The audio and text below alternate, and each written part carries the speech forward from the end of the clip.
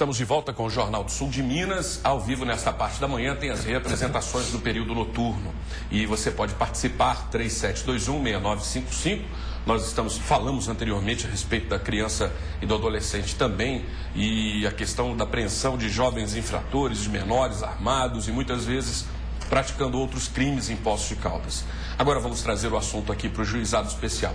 O Juizado Especial, nós já falamos anteriormente a respeito, mas é sempre bom dar uma reavivada na memória a respeito dos seus objetivos e funções junto à comunidade. E também, doutor Maurício, saber se o Juizado Especial tem alguma coisa a ver com a justiça gratuita. Joé, Zambra, vamos navegar em águas mais calmas agora, então, né? Pois é, o que acontece, para mim é um orgulho muito grande falar dos Juizados Especiais aqui de Poços, não só pelo fato de eu ser titular da primeira vara, mas também por ser coordenador. E aqui vai uma referência ao desembargador José Fernandes Filho, que é o presidente do Conselho de Supervisão e Gestão dos Juizados Especiais no estado de Minas Gerais. Nós temos uma estrutura hoje bastante interessante. Os Juizados Especiais fazem parte do sistema dos Juizados Especiais no Brasil. Hoje, os Juizados Especiais no Brasil, nós podemos dividi-los em Juizados Especiais estaduais, né, e a gente fala cíveis e criminais, Juizados Especiais federais, e aí a gente também fala em cíveis e criminais, né? E em breve, se Deus quiser, nós teremos uma vara da Justiça Federal aqui, né? Pelo menos esse é o esforço que vem sendo feito aí, acho que 2013, 2014 no máximo. E temos os chamados Juizados Especiais da Fazenda Pública. Esse é o nosso sistema. Evidentemente, quando se fala de juizados especiais, aí a pergunta que você faz, Zambrano, é bastante interessante, sobre gratuidade. Nós falamos de pequenas causas, né? Sempre que nós lembramos de juizados especiais, falamos assim, esse é o antigo juizado de pequenas causas? É o antigo juizado de pequenas causas, né? Nós temos essa característica. Por quê? Porque ali nós temos uma competência limitada, até 40 salários mínimos. As causas cíveis são até 40 salários mínimos. E as causas criminais envolvem crimes e contravenções penais que não ultrapassem a pena de 2 anos. E a gente faz esse link, como você mesmo falou, Fábio, né, em relação à gratuidade judiciária. Na verdade, os juizados especiais foram criados para atendimento, sim, à parte mais fraca, ao hipossuficiente, como nós poderíamos chamar, parte mais fraca em termos de até mesmo de condição financeira, né, de condição econômica. E por conta disso, né, por ter essa referência, né, digamos assim, as pessoas fazem esse link. Porém, é bom que fique bem claro isso para todos, né?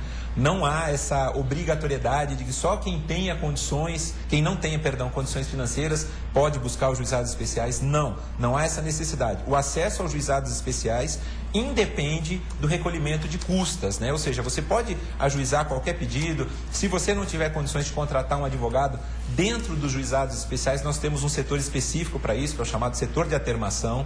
Então você pode levar o seu problema para lá, nós fazemos uma triagem e um servidor nosso vai redigir e reduzir também a termo todo o seu pedido, né, para que aquele pedido seja apreciado por um determinado juiz, mas das 2 varas, porque lá nós somos em 2, mas não há obrigatoriedade, nem esse vínculo à pessoa não ter condições financeiras de contratar um advogado, por exemplo. Não há, não.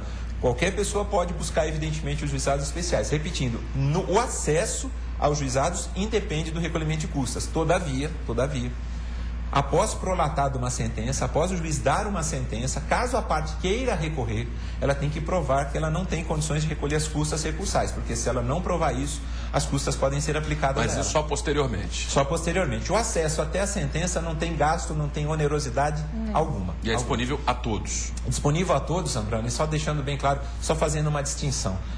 Até 20 salários mínimos, né, na verdade, independe do patrocínio de um advogado, mas entre 20 e 40 salários mínimos, é bom que o telespectador fique ciente, há necessidade da constituição de um advogado quando nós designarmos uma audiência de instrução. O primeiro ato processual, que é realizado nos juizados especiais, é uma audiência de tentativa de conciliação. E aqui eu quero até fazer um parênteses, porque eu me sinto muito feliz com a situação que nós estamos enfrentando hoje nos juizados especiais.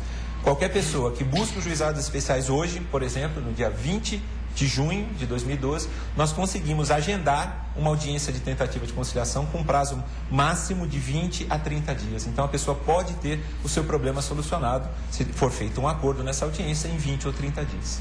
O que é um recorde, né, doutor Maurício? Graças a Deus. A gente tem tido uma produtividade muito boa, né? Não só a primeira vara, como também a segunda vara. Nós temos uma média mensal, que fique bem claro, nas 2 varas, uma média mensal de 850 novos processos cíveis e criminais, né? E isso representa, na verdade, até mesmo uma confiança nos juizados especiais. Sim. A rapidez é muito grande. Se nós não tivermos acordo na audiência de conciliação e a matéria for de fato, nós tivermos que marcar uma audiência de instrução, o nosso prazo é bem exíguo também, mais 30 dias, 40 dias no máximo, e com sentenças às vezes dadas em audiência mesmo, nós terminamos a audiência e já damos a sentença, ou no máximo no prazo de 10 dias legalmente previsto. Enfim, eu fico muito orgulhoso e feliz com a estrutura que nós temos nos juizados especiais, embora o nosso espaço físico, né, esteja ficando cada vez mais apertado, porque realmente está crescendo muito. Doutor Maurício, em relação às questões que são abordadas, que são solicitadas mais comuns, qual é o hit parade lá do juizado? É verdade, Zambrano, a gente até já conversou sobre isso, né? O top 3, digamos assim, né? Bom, nós temos as questões envolvendo as instituições financeiras, né? Infelizmente nós tivemos até um problema seríssimo não, mas uma quantidade enorme, digamos assim, de demandas envolvendo aquelas contas de poupança, né? Envolvendo Plano Bresser, Plano Verão, Plano Collor. Nós tivemos um problema muito grande no sentido de uma demanda muito grande lá no juizado. As instituições financeiras estariam ali entre as 3 primeiras. As empresas de telefonia móvel, né, empresas de celular, os problemas com aparelho e com linha de telefone celular. Eu diria até que talvez esses estejam ali no número 1, no número 2.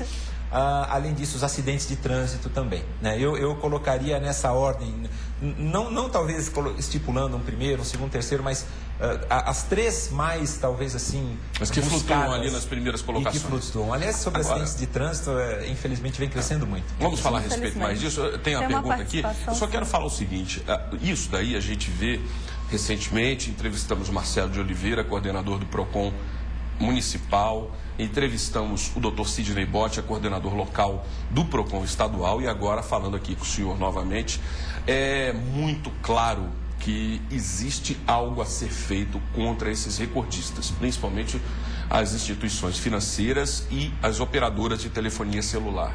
Isso aí, o que é? É uma letargia federal?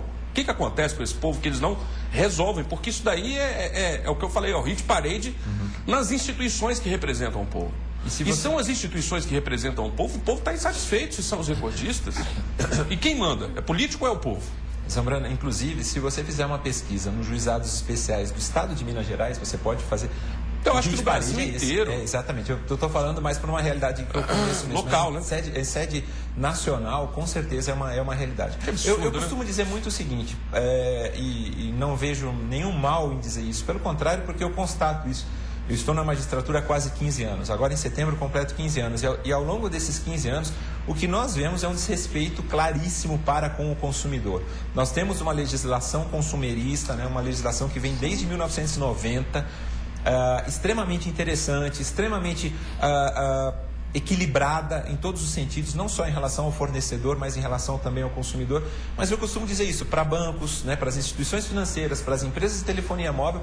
Nós somos um número. A grande realidade é essa. Não existe nenhum tipo de preocupação em solucionar um problema do consumidor. Você vê esses saques que existem aí, né? Serviço de atendimento ao consumidor. Quantas e quantas vezes eu mesmo, como cidadão, já não precisei desse tipo de serviço, e você fica não lá... Tem retorno. Não tem retorno, né, Carol? E além disso, aquela história, não pode demorar mais do que 1 minuto para atender a ligação. Isso é balela, a gente sabe. E as grandes reclamações, né, as maiores reclamações, são justamente contra essas empresas de telefonia móvel, né, que abocanharam um mercado extremamente interessante no país, extremamente lucrativo para elas, né, e não se preocupam com a gente. Essa é a grande realidade. Nós somos simplesmente um número. É o CPF tal, é o RG tal, é isso que nós somos. Mas isso é sabido, por que a gente não pode atuar de forma mais incisiva sobre isso? Se a gente sabe quem são, se a gente sabe quais são os problemas, se a gente tem leis para isso, por que a gente continua com o mesmo problema? Na verdade, Fábio, o que acontece? Aí a gente tem os órgãos para tentar solucionar, como o Zambrano falou. O PROCON é um deles, é uma possibilidade de você já tentar resolver o seu problema em sede administrativa, e não havendo alternativa, você buscar o Poder Judiciário para tentar dar uma resposta, né, para essas pessoas. E o papel do Judiciário tem sido preponderante nesse aspecto, e eu fico muito à vontade e muito orgulhoso de dizer, digamos assim, essas disparidades, elas vêm sendo reconhecidas de uma forma bastante interessante pelo pelos juizados e com aplicabilidade bem severa, né? E principalmente no que diz respeito a multas, né? Aquilo que a gente chama de astreinte, que é uma expressão que a gente costuma usar no jargão jurídico. Eu acho que o papel do judiciário tem sido preponderante para tentar minimizar esse tipo de situação, Fábio. Mas ainda é lento, né, doutor Maurício? A lentidão. Você me falou aqui da rapidez do seu juizado, que realmente nos impressiona, porque se você for comparar isso a outras instâncias, eu acho que o grande problema, Fábio, que eu vejo que às vezes as pessoas não buscam seus direitos é exatamente a lentidão, né? O tempo que elas vão ter que demandar e se desgastar com um processo que às vezes leva anos para ser solucionado. Gente, eu preciso muito fazer um intervalo aqui, rapidinho, nós voltamos em instantes. Você está assistindo Jornal do Sul de Minas. Apoio Cultural.